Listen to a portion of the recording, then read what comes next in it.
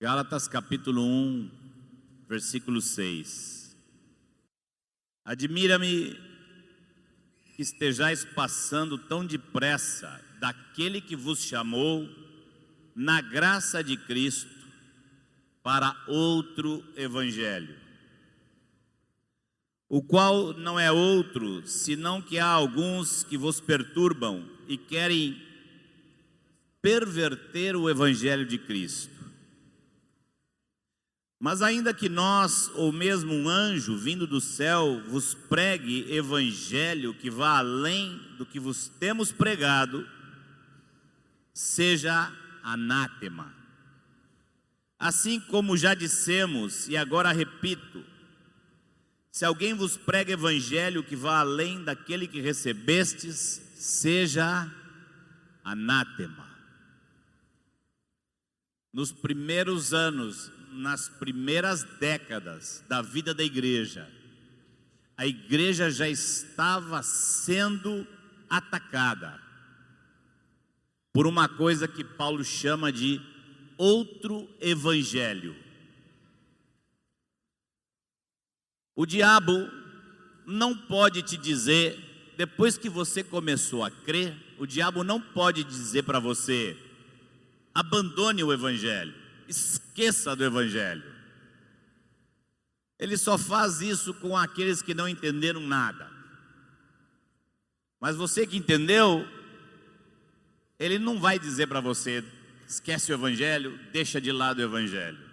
Mas ainda assim, ele quer perverter a sua fé. Como ele não pode tirar o evangelho, ele te dá outro. Ele te dá um evangelho. O evangelho que ele te dá pode te enganar, porque é cheio de Bíblia. Cheio de Bíblia. Nós estamos revisando esse assunto lá em Acuípe. O Mário descobriu 7 evangelhos modernos, que não são evangelho. E eu depois ainda disse: Mário, falta mais um, falta o 8º. E nós falamos lá com os jovens sobre esses 8 evangelhos. Deve ter uns 20 ou 30, não sabemos. Que evangelho você recebeu? Que evangelho você creu? Que evangelho está na sua mente? Mas, que evangelho você vive? Que evangelho você vive?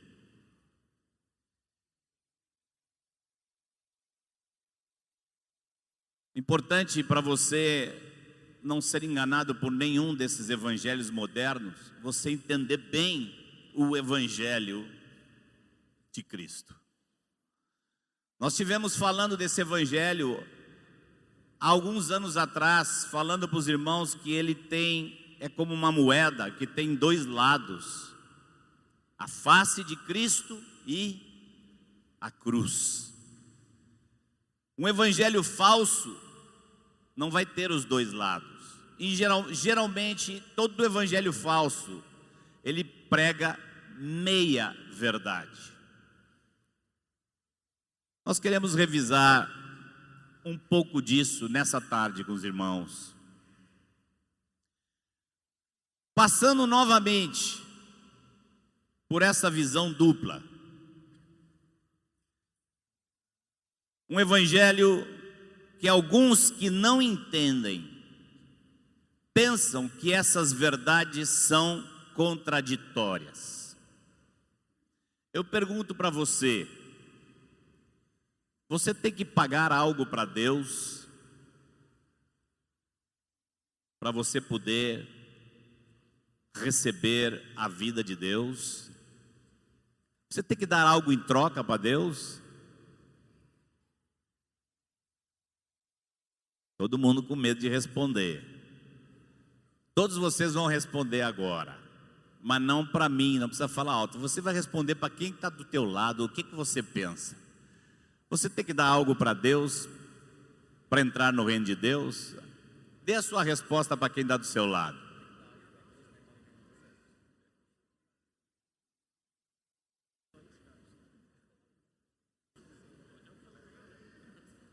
O Evangelho, nós não acabamos de ler aqui. Vamos ver se você respondeu bem.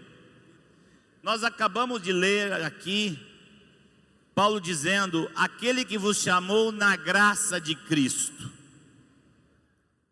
O Evangelho é o Evangelho da graça de Cristo.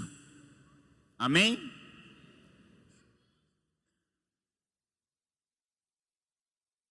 Essa graça, pagamos por ela? Se pagamos, já não é graça. Se eu tenho que pagar alguma coisa para Deus, já não é graça. Nós não temos que pagar nada para Deus, e queremos revisar isso hoje aqui. Mas tem uma segunda pergunta: existe alguma condição?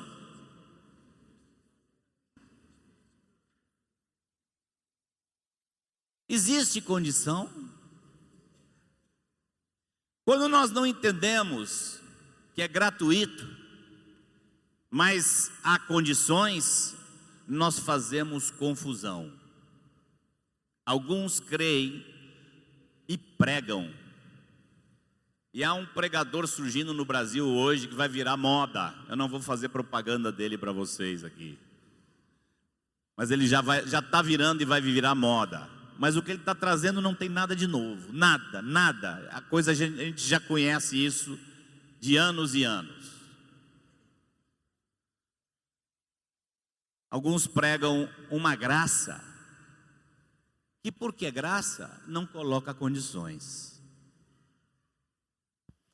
E nós podemos também errar indo para o outro lado, colocar condições como se essa condição eliminasse a graça, não fosse necessária a graça. Toda vez que alguém vai para um desses lados ou para o outro lado, está pregando o outro evangelho, porque o evangelho de Cristo contém sempre esses dois ingredientes. Eu queria falar com você sobre dois desses evangelhos. A gente deu um nome para eles. Um evangelho enganoso. Vou falar de um deles. Falar para você sobre um evangelho que vocês nunca viram escrito, nunca viram ninguém pregando, você nunca fala, mas muita gente crê nele, vive esse evangelho falso. Ninguém prega, ninguém ensina, mas muitos vivem. Ninguém, eu digo, no nosso meio. E digo mais, no nosso meio, muitos vivem esse evangelho enganoso. É o evangelho que eu chamaria de evangelho das três portas.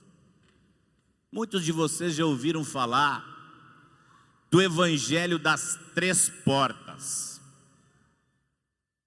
Você já viu na Bíblia esse evangelho das três portas? A Bíblia apresenta o evangelho das três portas em algum lugar? Vamos ver como é o evangelho que a Bíblia apresenta. Mateus 7, versículo 13. Jesus vai falar do evangelho, e ele prega o evangelho de quantas portas? Quantas? Duas portas. Vamos ver como é o evangelho que Jesus prega. O evangelho das duas portas. Entrai pela porta estreita. Larga é a porta e espaçoso o caminho que conduz à perdição, e são muitos os que entram por ela. Porque estreita é a porta e apertado o caminho que conduz para a vida, e são poucos os que acertam com ela. Quais são as duas portas que nós vemos aqui? A porta estreita e a porta larga. Esse é o evangelho que Jesus pregou, o evangelho das duas portas, uma estreita e uma larga. Como é que é o evangelho das três portas? Esse evangelho das três portas, ninguém nunca proclamou aqui. Ninguém nunca escreveu, não está em nenhuma apostilinha, não está em nenhum livro.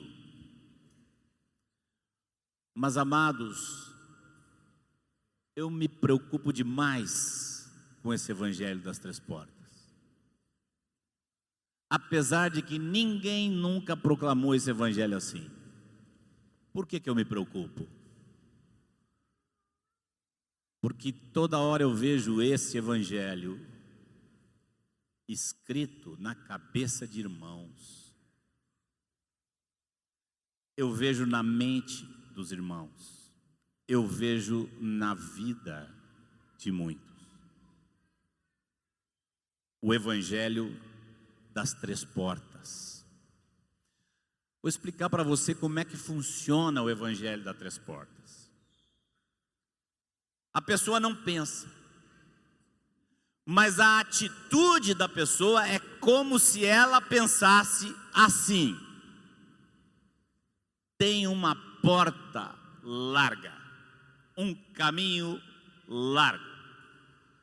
É carnaval, é confusão, é mentira, é pecado de todo tipo.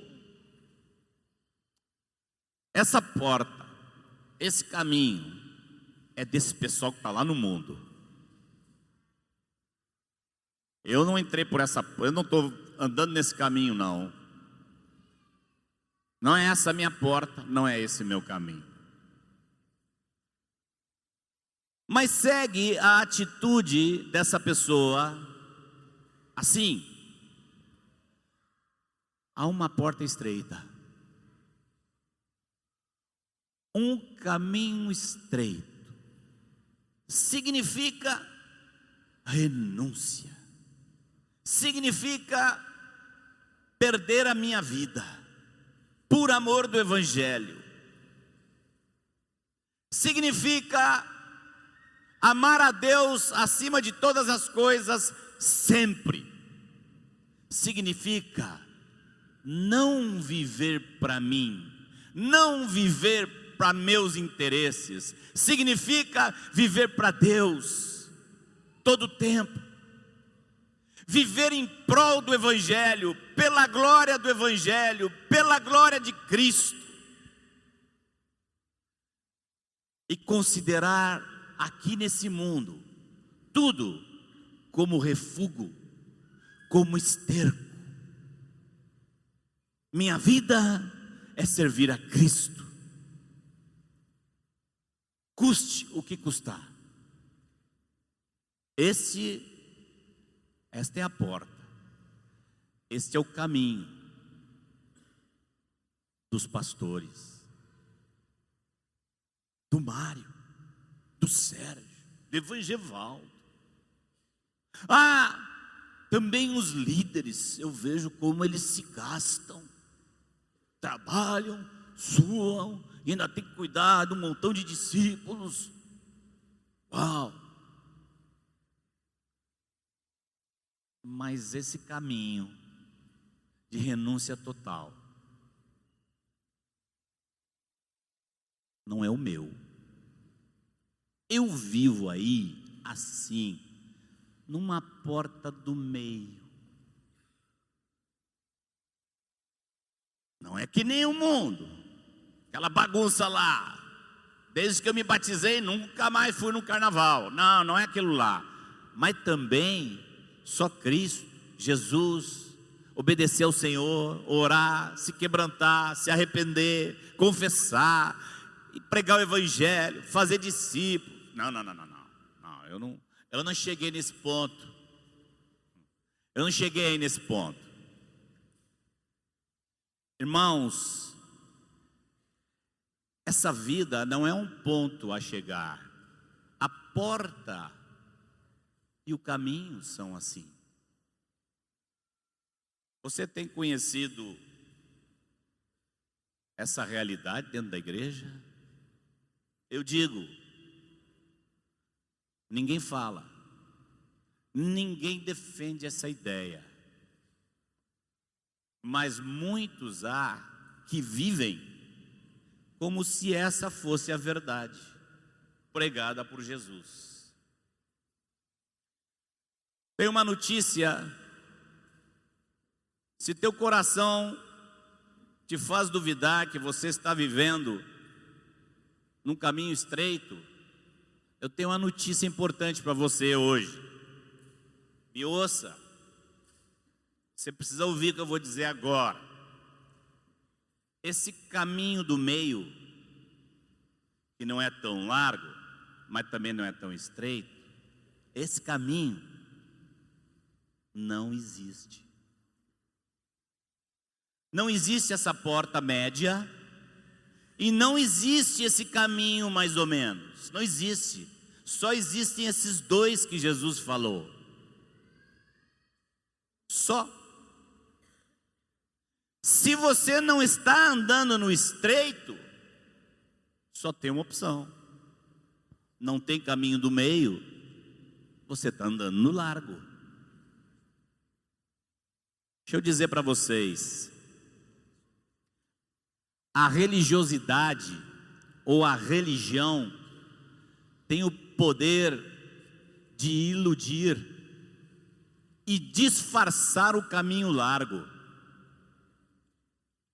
Eu tenho encontrado pessoas que andam no caminho largo com a cerquinha. O sujeito vai dentro daquele caminho largo, não renuncia a tudo, não se rende a Deus, não tem uma vida consagrada ao Senhor, mas ele faz uma cerquinha. E aquela cerquinha dá para ele a ilusão de que ele está andando num caminho estreito. Geralmente, nessa cerquinha, quando você vai olhar em cima das estacas que tem nessa cerquinha, sempre tem a palavra em. Não faz isso, não faz aquilo, não faz não sei o que, não. Um monte de coisa que ele não faz. Não se embriaga mais, não tem relações sexuais fora do casamento, não, mas tu vai lá dentro, mais adiante está escrito lá, não prega, não ora, não se sacrifica, não contribui, não.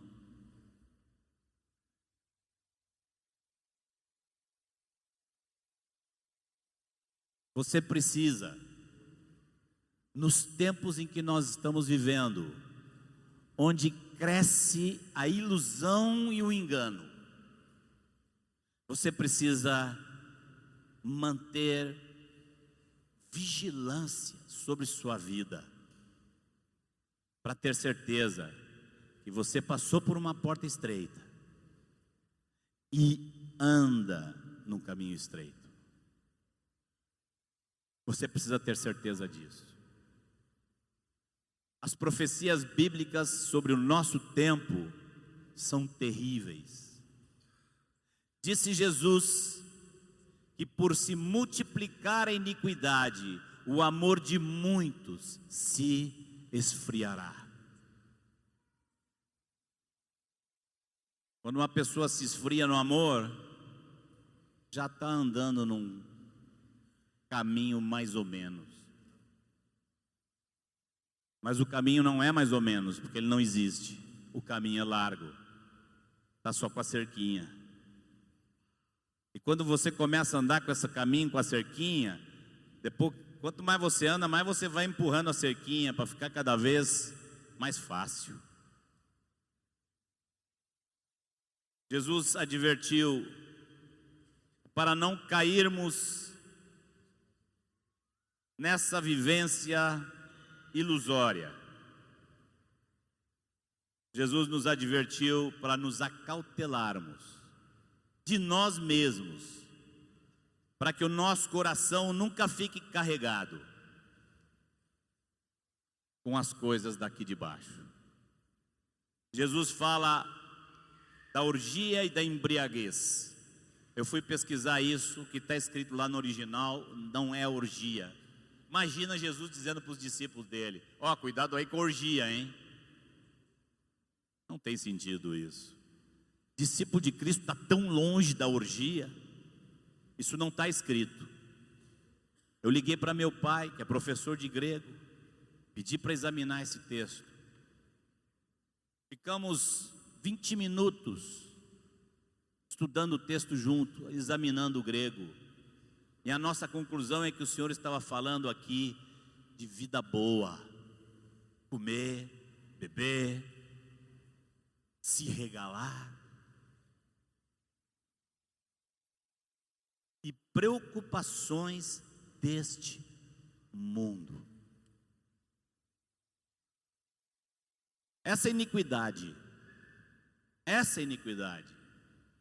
de dar mais valor às coisas daqui da terra do que ao Senhor, essa iniquidade é que por fim vai fazer se cumprir a profecia de Jesus e muitos se esfriarem no seu amor a Deus. Irmãos,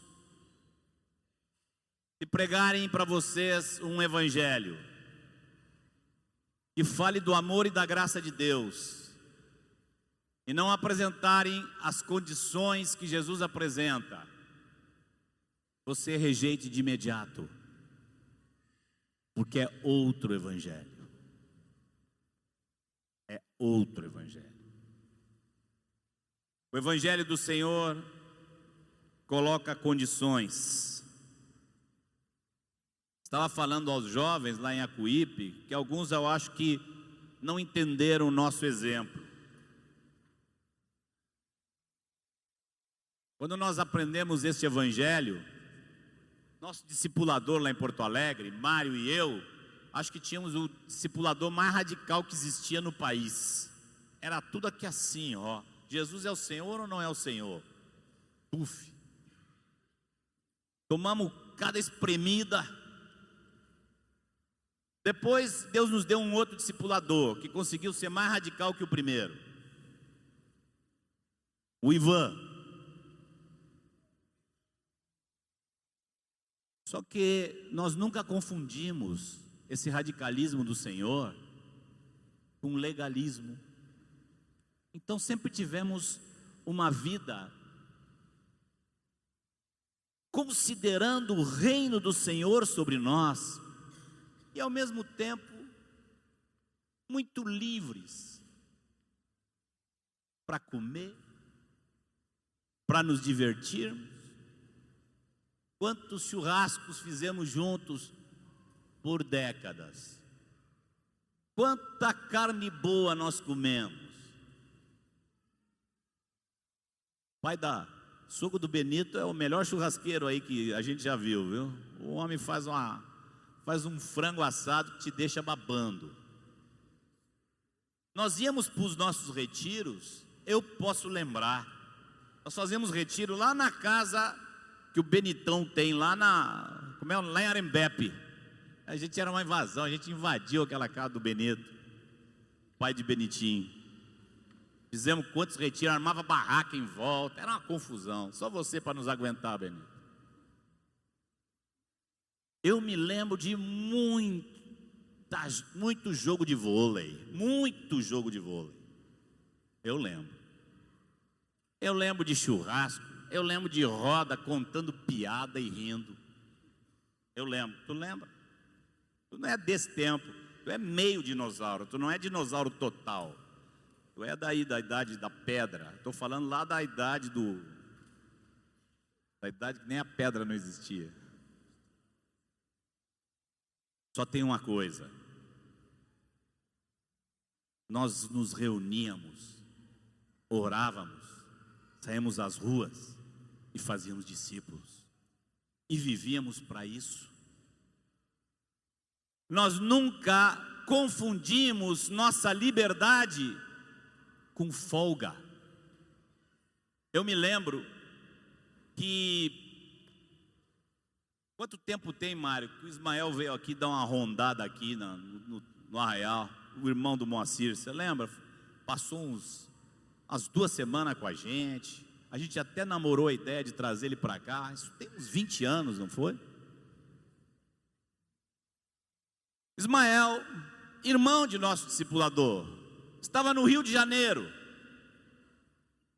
e ouviu falar do que Deus estava fazendo aqui, da multiplicação de discípulos. Se eu quero lá ver, eu vou aí para ver, o que é que vocês estão fazendo? Venha. Ismael ficou, eu não me lembro, foi um período largo, acho que ele passou umas 2 semanas conosco, ia nas reuniões, ia para a praça, ia para cá, ia para lá, ia para não sei aonde, voltava, ele estava nos examinando, botou uma lupa em cima da gente, para ver o que a gente estava fazendo. Quando terminou o período, esse período em que Ismael estava aqui, nos examinando, sentamos numa reunião e perguntamos: e aí, Ismael, qual é a tua conclusão? Ismael disse: eu vim aqui para ver o que vocês tinham. Agora, minha conclusão é uma só: vocês trabalham muito. Você lembra, Mário, da palavra? Vocês trabalham muito. É claro que só pode dar esse resultado. Vocês estão toda hora trabalhando, pregando, saindo, fazendo discípulo, cuidando.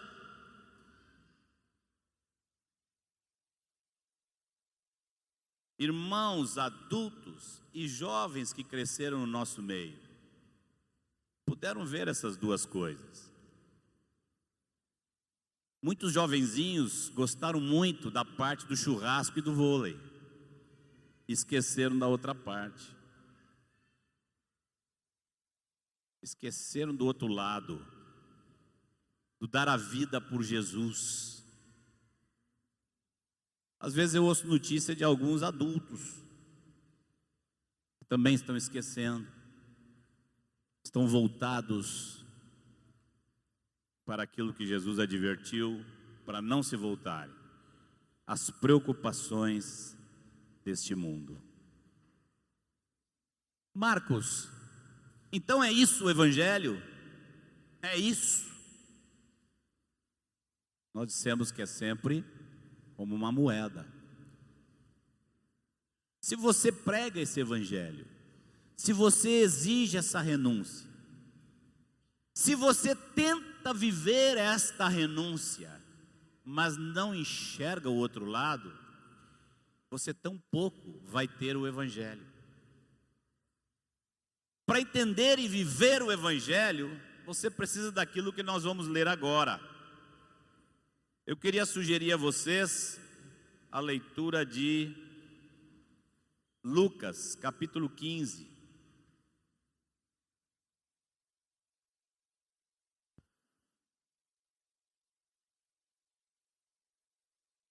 Eu falo de jovens, porque jovens vieram me contar. Jovens vieram me contar que tentam se relacionar com uma vida de espiritualidade com outros jovens e não há espaço. Muitas vezes o único espaço é para sair, para comer, para beber, para conversar de qualquer coisa. Tem um jovenzinho que me contou, digo, eu não consigo ficar um dia sem pregar. Eu não posso. Se eu não preguei durante o dia, quando eu chego em casa de noite, eu saio sozinho para a rua e vou pregar. Um jovenzinho do nosso meio, muito querido, precioso, filho de um dos pastores. Mas ele me contou mais.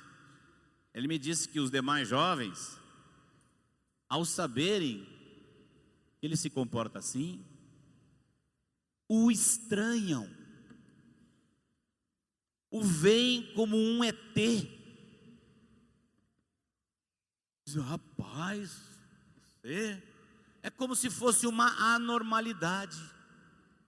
O que era normal há 20 anos atrás, hoje é anormal. Como acontece isso? Eu creio que é porque na cabeça de muitos está um evangelho equivocado, um evangelho de 3 portas. Só há 2. Ou você está na estreita, ou você está na larga. Só há 2 caminhos. Ou você está no estreito ou no largo. Vamos a Lucas capítulo 15. Alguém pode estar pensando assim: ô Marcos, você veio dureza hoje, eu vou voltar para casa com dor de cabeça. Não tem uma aspirina para mim aí? Vamos abrir Lucas capítulo 15. E vamos ver o que está por trás desse evangelho. O que está por trás desse evangelho das 2 portas? Se você não enxergar o que está por trás, vai ser difícil para você andar nesse caminho estreito. É indispensável que você enxergue o que está por trás. E o que está por trás é o coração de nosso Pai, o coração de Deus. Esse evangelho que Jesus nos deu veio do alto, veio do nosso Pai. E você precisa conhecer o coração dele, porque senão você vai ficar sempre achando esse evangelho muito exigente, muito estranho. Jesus, de várias maneiras, procurou comunicar o coração do Pai. E essa parábola que nós vamos ler agora, em Lucas 15, versículo 11 em diante, vai nos mostrar uma série de coisas maravilhosas sobre o nosso Pai. E você tem que tomar para você. Sob pena de, se você não entende essas coisas, por mais que você queira andar num caminho estreito, você, se não entende esse Deus e esse coração de Deus, cheio de graça, você corre o risco, sim, de também estar no outro evangelho. O primeiro evangelho errado que nós falamos aqui é o evangelho das 3 portas, que coloca as condições, mas não é capaz de enxergar, não viu a graça do Pai. Não, pelo contrário. O primeiro que nós falamos é o que se apoia na graça, mas não quer a renúncia. Agora nós vamos falar desse evangelho aqui, dessa revelação aqui que vai nos livrar de um outro engano. É o engano de você considerar as condições sem deslumbrar o coração do Pai. O coração do Pai é gracioso. É esse Pai aqui que te chama para viver esse evangelho. Versículo 11. Jesus, com as suas parábolas, tentando nos mostrar um pouco dele e do Pai. Certo homem tinha 2 filhos. O mais moço deles disse ao pai: Pai, dá-me a parte que me cabe dos bens. O que o pai fez? Vamos ler o versículo 13 logo. Passados não muitos dias, o filho mais moço, ajuntando tudo que era seu, porque o pai já tinha dado, ajuntando tudo que era seu, partiu para uma terra distante e lá dissipou todos os seus bens, vivendo dissolutamente. Esse pai, com certeza, saberia qual é a intenção do filho. Quando o filho está pedindo: me dá o que é meu, Me dá o que é meu. Quantas coisas tem aí? Me dá a minha parte. Quantas coisas está sendo revelado nesse coração pecador, pecaminoso? Primeira, ele não quer o pai. Ele não está nem aí para o pai. Ele quer sim o que o pai tem para dar para ele. Isso ele quer. Pai, dá a minha parte que me cabe. Quando ele toma e depois vai embora, fica evidente que do pai ele queria coisas, ainda que essas coisas o afastassem do pai. Não conhecia a relação com o pai, não conhecia o amor do pai, não conhecia nada do caráter do pai. E aqui nós vemos o primeiro sinal da graça. A graça de Deus nunca se impõe. O que o pai fez? Tu quer, filho? Tu está querendo é me abandonar, né? Tu não quer eu, né? Tudo isso o pai viu. Mas o pai não disse nada. E o pai não colocou esse filho sob obrigação. O pai disse: toma, filho. Toma, é teu. E o filho agora tomou o que era seu. A graça nunca funciona por um dedo na cara. A palavra de Deus diz: não desperteis o amor, até que este o queira. Deus não quer você aqui, sentado nessas cadeiras. Simplesmente, Deus quer seu coração. Deus quer a relação contigo. E era isso que esse pai queria. E essa relação nunca é verdadeira se há qualquer ideia de imposição. A graça nunca se impõe. A graça conquista. Versículo 12 e 13, nós vemos a atitude do jovem, do filho. Vamos continuar a nossa leitura. Depois de ter consumido, versículo 14, depois de ter consumido tudo, sobreveio àquele país uma grande fome, e ele começou a passar necessidade. Agora está começando a colher. Então ele foi e se agregou a um dos cidadãos daquela terra, e este o mandou para os seus campos a guardar porcos. Você não quer o pai? Você só quer o que o pai pode dar? O destino prometido não é muito bom, não. Acaba cuidando de porco. Ali desejava ele fartar-se das alfarrobas que os porcos comiam, mas ninguém lhe dava nada. Então, caindo em si, diz: agora ele começa a enxergar um pouquinho, um tiquinho. Quantos trabalhadores de meu pai têm pão com fartura, e eu aqui morro de fome. Aqui está mais um sinal da graça de Deus.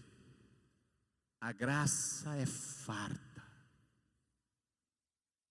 A possessão do Pai é o universo e tudo que nem está contido no universo. A eternidade é dele. A eternidade pertence ao Senhor. Nada falta para o Senhor, nem para os seus. Nada falta. O Pai tem fartura. Por que vamos querer algo que seja nosso? Alguma garantia terrena nossa? Se o Pai tem fartura. E o que você mais precisa, o Pai tem em abundância. O que você mais precisa, Jesus disse: vocês tendo o que comer e o que vestir, fiquem contentes.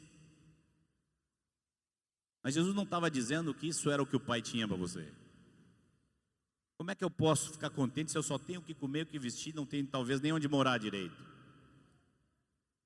É porque o que você mais precisa, o Pai tem.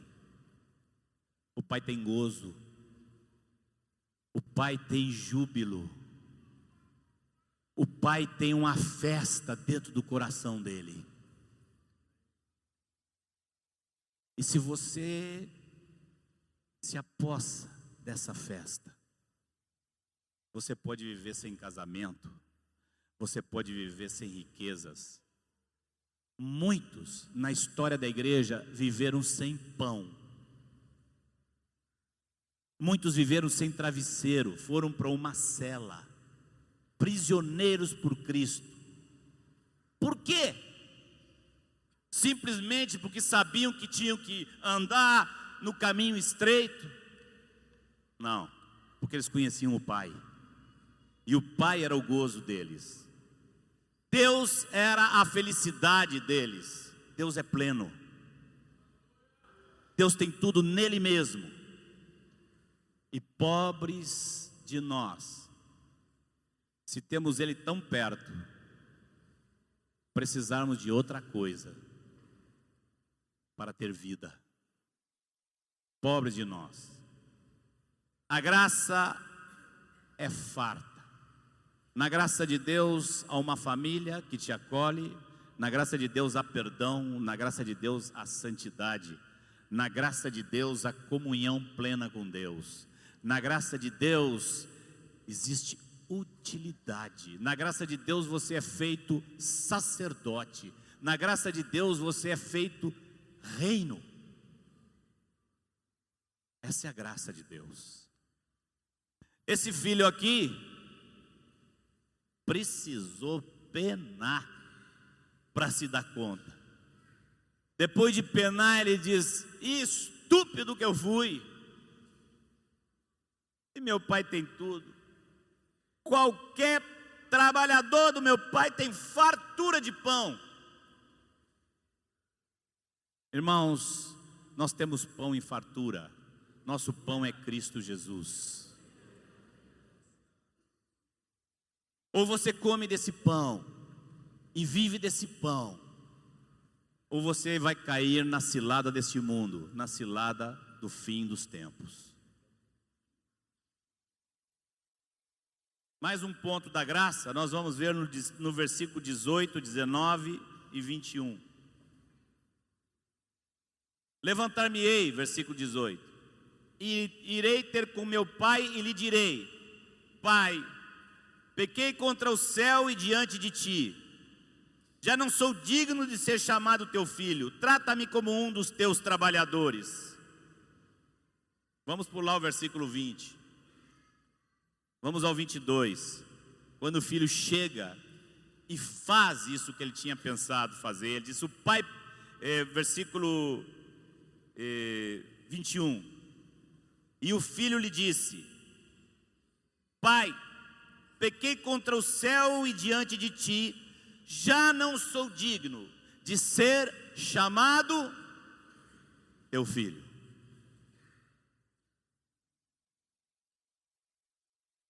Essa é a única condição que a graça impõe: humilhação. Enquanto você achar que você é alguma coisa em você mesmo,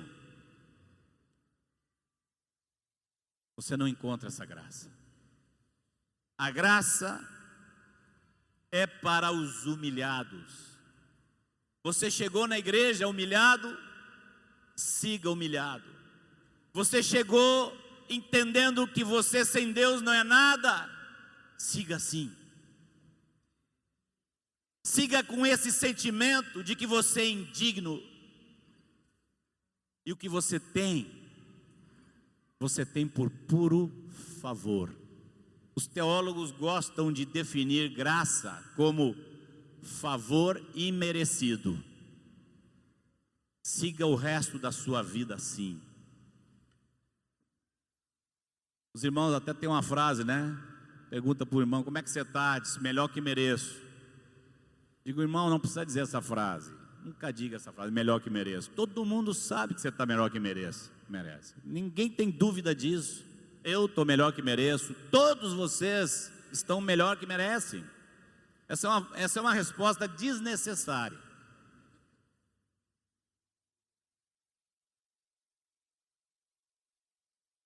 Agora,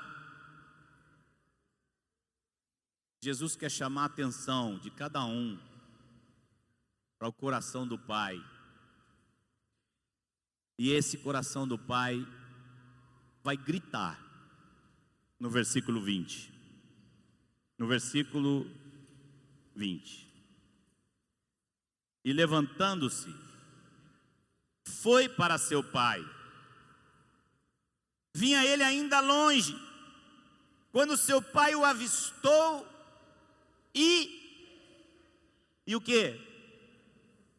Compadecido dele, ficou esperando com um sorriso. Não?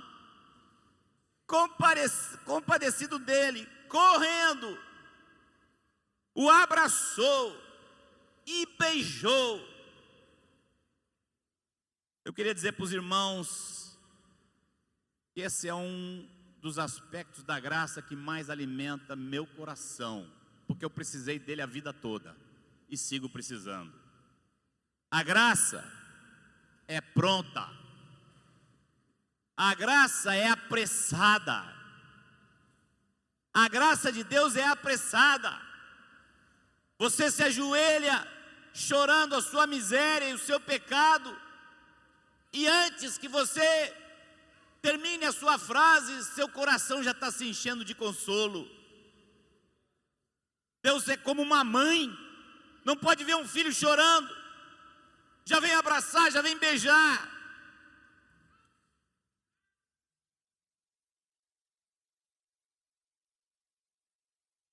Esse pai sabia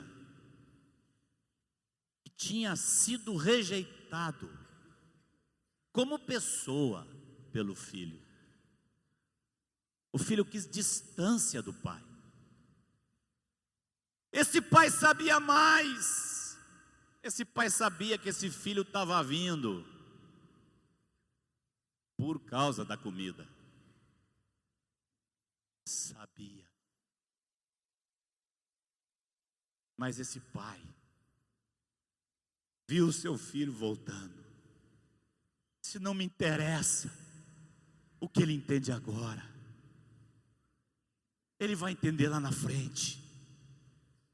Agora me interessa que ele estava perdido e foi achado. O pai não disse para o filho: filho, vamos ver, fica aqui, vamos ver como é que você vai se comportar. Se você passar um ano se comportando direitinho, aí eu te recebo.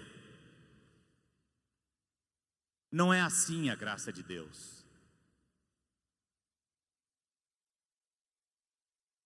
Há condição? Há uma condição. Mas o filho esse já tinha cumprido essa condição.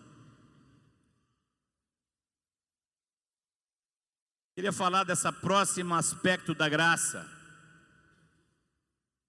A graça não coloca condição de resposta perfeita.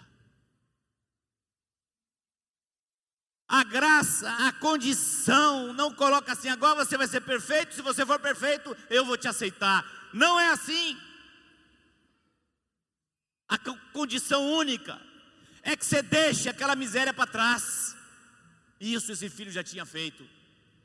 Já tinha largado para trás e estava voltando para o pai. Mas o pai sabia que ele vinha completamente imperfeito e o acolheu e o amou e se alegrou com um filho que vinha atrás da comida. Ele se alegrou. É assim o coração de nosso Pai. Se isso não faz parte do evangelho que você crê, algo aí está faltando. Alguns podem errar por crer no evangelho das 3 portas. Outros podem errar por crer no evangelho do Deus me achou que eu merecia. Deus me achou bom. Deus viu algo de bom em mim. Isso também é o outro evangelho. Não, queridos, a graça não coloca condição de resposta perfeita.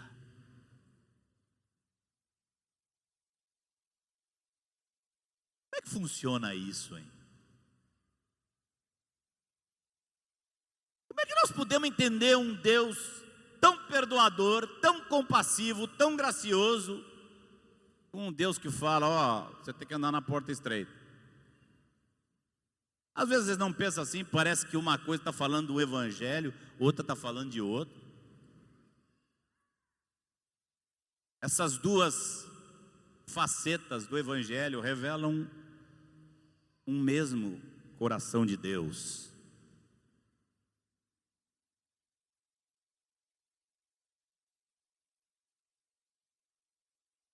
Pegou o filho, mandou trazer roupa, a melhor roupa, mandou vestir, mandou colocar um anel no dedo e sandálias nos pés, e mandou fazer uma festa. Diga, agora eu quero me alegrar, eu quero me regozijar. Mata aí um novilho cevado, aquele bem cevadinho, aquele que está bem gordinho, traz ele lá. Vamos matar, vamos comer, vamos festejar. Irmão, foi com este e por causa deste coração que Deus te recebeu. Só por isso. Porque assim como esse pai foi com seu filho, assim nosso Pai é conosco. Te abraçou, te beijou. Quando eu falo desses assuntos, geralmente eu lembro de alguma música do Asaf. Me lembro de uma música que Asaf compôs que dizia: o Deus que me recebeu e me compreendeu sem nenhuma explicação. Esse filho tentou começar a conversar, nem terminou. Se você for ver o que ele, nos versículos anteriores, planejou dizer para o pai, você descobre aqui, no versículo 21, que ele não conseguiu terminar. Ele estava no meio daquela lenga, né, pai, porque eu não sei o que. Para. Vem cá, me dá um abraço. Vem cá que eu quero te beijar. Tu não imagina a saudade que eu estou de você, moleque. Tu não sabe como é que estava meu coração só de você não estar aqui, moleque. Eu agora vejo teu rosto. Eu agora toco em você. O resto a gente resolve depois. Você vai me amar demais. Depois a gente resolve isso. Agora vem cá, me dá um beijo, me dá um abraço. Veste aqui o anel. Tu é meu filho. Ô paizão. Ô paizão. E vem a última lição sobre graça. talvez a mais complicada, a que em geral se demora mais para aprender.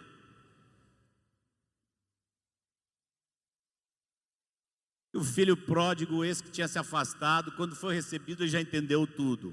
O outro não estava entendendo não. É a plenitude que a graça oferece. Plenitude. O filho mais velho, versículo 25. Ora, o filho mais velho estivera no campo, e quando voltava, ao aproximar-se de casa, ouviu a música e as danças. Olha a festa. Chamou um dos criados e perguntou-lhe: que negócio é esse aí? Que bagunça é essa? Que festança é essa? E ele informou: veio teu irmão. Meu irmão está aí, aquele salafrário. Tá. E teu pai mandou matar um novilho cevado, porque o recuperou com saúde. Ele ficou feliz com o irmão.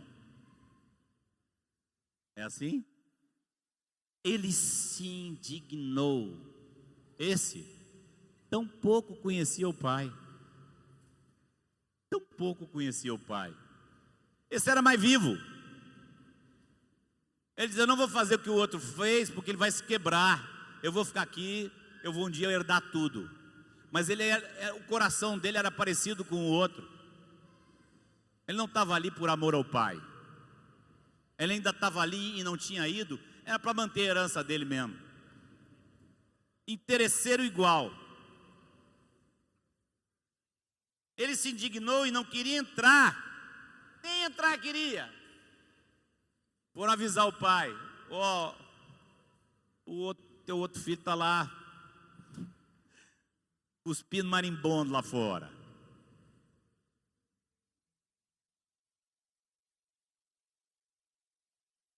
Saindo, porém, o pai procurava conciliá-lo, mas ele respondeu a seu pai: há tantos anos que te sirvo, sem jamais transgredir uma ordem tua, e nunca me deste um cabrito sequer, para alegrar-me com os meus amigos. Um salafrário desse você dá tudo, faz uma festa, e para mim nunca me deste. Nunca tu me deste, pai. Não tem irmão orando assim? Pai, você nunca me deu. Vindo, porém, esse teu filho que desperdiçou os teus bens com meretrizes, tu mandaste matar para ele o novilho cevado. Então lhe respondeu o pai: meu filho, tu sempre estás comigo. Tudo o que é meu é teu. O que é meu? Tudo é meu, é teu. Você não viu Paulo dizendo que nós somos co-herdeiros com Cristo de todas as coisas? A Cristo pertence o universo e nós somos co-herdeiros com Cristo. A Cristo pertence a santidade, nós somos co-herdeiros com Cristo. Você tem sido impaciente? A Cristo pertence a paciência, e você é co-herdeiro com Cristo. A Cristo pertence o mundo, e você é co-herdeiro, co-herdeira com Cristo Jesus. A graça, amados, oferece plenitude. Uma das formas de Jesus falar sobre isso, ele falou sobre rios. Quem crer em mim, como diz as Escrituras, do seu interior fluirão rios. Irmãos, esse é teu pai. Esse é o nosso pai. Você não vai poder andar com ele andando num caminho largo. Não vai poder. Sabe por quê? Por um único motivo: porque ele nunca está lá. Ele desconhece o caminho largo e odeia o caminho largo. Se você quiser andar por lá, o problema vai ser que você vai andar sozinho, porque ele não está lá, ele não entra lá, ele não gosta desse caminho, ele detesta esse caminho. Não é que ele não te quer, não. Não é que ele te rejeitou, não. É que ele não está lá. O caminho largo, disfarçado de estreito, com uma cerquinha, ele também não está lá, não. Por isso que ele te fala: anda na porta estreita, anda pelo caminho estreito. Por que, Senhor? Porque eu estou lá. Eu entrei nesse mundo por meio de uma porta estreita e saí por meio de uma porta estreita cheia de prego. Quer andar comigo? Venha para essa porta estreita. Esse é o coração de nosso Deus.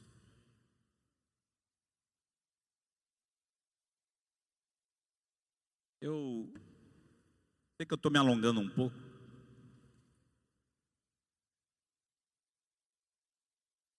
Eu queria dar um testemunho de uma pessoa com quem eu tenho convivido e que tem me ensinado muito sobre, principalmente, esse último aspecto. Cada vez que eu ouço ele me contando uma história desse tipo, eu fico: rapaz, eu acho que eu ainda não aprendi. Esse meu companheiro aí chamado Mário. Esse cara não é bobo não, viu? Acho que a única coisa de bobo que ele fez foi se juntar comigo. Foi que ele deu a mancada da vida dele. Ele era como o filho pródigo, mas Deus alcançou ele. Mas um negócio que eu sempre aprendo com ele é que o pai gosta de dar. Um dia esse cara veio com uma história para cima de mim, eu fiquei invocado. Eu digo: não, tu está exagerando, isso aí não é verdade. Ele disse: Marcos, eu estou pedindo para Deus de presente uma Bíblia Thompson. Como é que é? Não, eu estou pedindo para Deus, eu quero uma Bíblia Thompson com a capa assim, assim, eu quero isso, assim, assim. Eu digo: por que você não junta um dinheiro, vai lá e compra? Não, estou pedindo para Deus. E tu acha que Deus vai te dar uma Bíblia Thompson assim? Igual que você está pedindo uma Bíblia Thompson, ele vai pegar lá uma Bíblia Thompson e vai te dar? Ele disse: acho. Aí eu não aguentei. Eu virei e falei: ah, é? Tu é o queridinho do papai agora, é? Você lembra como? Tu é o queridinho do papai. Tu pede uma Bíblia Thompson, vai, Bíblia Thompson pro Mário. Ó, Mário, me desculpe, mas aí não dá não. Passa, sei lá eu, 1 mês, 2, 3 meses. Mário vai para BH. BH não, vai para Timóteo, interior de Minas Gerais. Chega lá, um irmão se aproxima dele, uma Bíblia Thompson debaixo do braço. Eu acho que ele nem viu ao começo. E disse assim para Mário: Mário, eu tenho essa Bíblia Thompson. E eu entendi no meu coração que tinha que dar ou para você ou para Marcos. Para um de vocês dois eu tinha que dar essa Bíblia. E eu não sabia para qual era. Aí eu fui orar a Deus.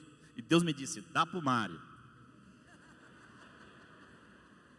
Aí, o menino é abusado ainda.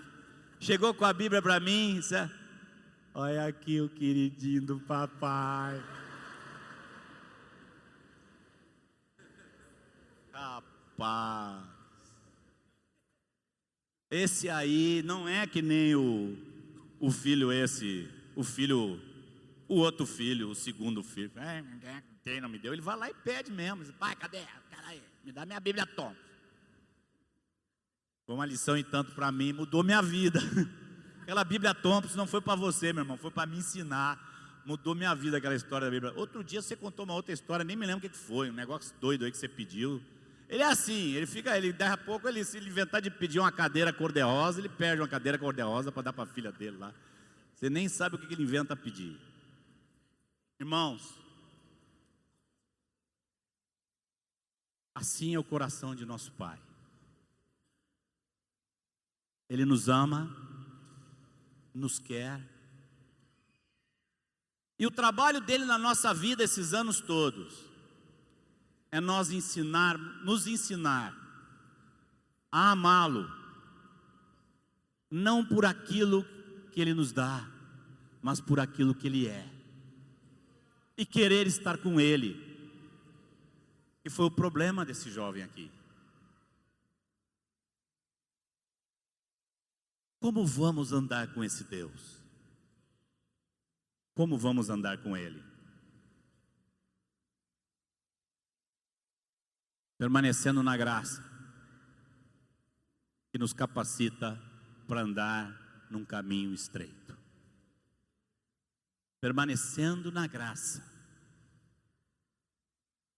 permanecendo no gozo, no júbilo de ter o seu perdão e sua companhia conosco, e andando nesse caminho estreito. E podem inventar 30, 40, 50 novos evangelhos, e nada vai nos abalar e nos tirar desse caminho.